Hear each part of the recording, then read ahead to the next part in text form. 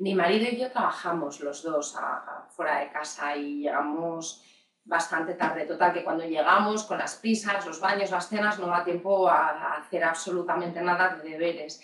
Y bueno, este curso que tenemos a los niños ya un poco más mayores, pues nos empezamos a preocupar porque veíamos que queríamos reforzar de alguna manera lo que trabajan en el colegio, pero no veíamos la forma, ¿no?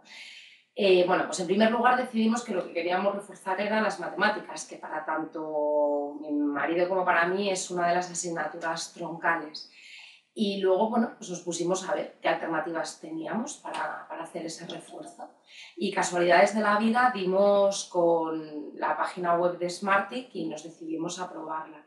Y nos ha encantado, a ellos y a nosotros, por un montón de razones, pero os daré tres. En primer lugar, porque es una actividad que ellos pueden hacer de manera autónoma. Llegan, se conectan, cada uno tiene su contraseña, están 15 minutos.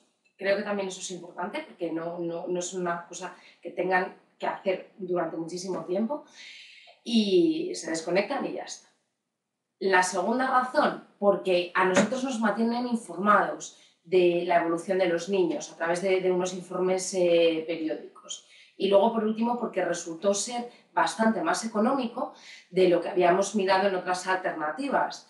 Y bueno, pues nos encajó a todos estupendamente. Así que nada, todos muy contentos con Smartick.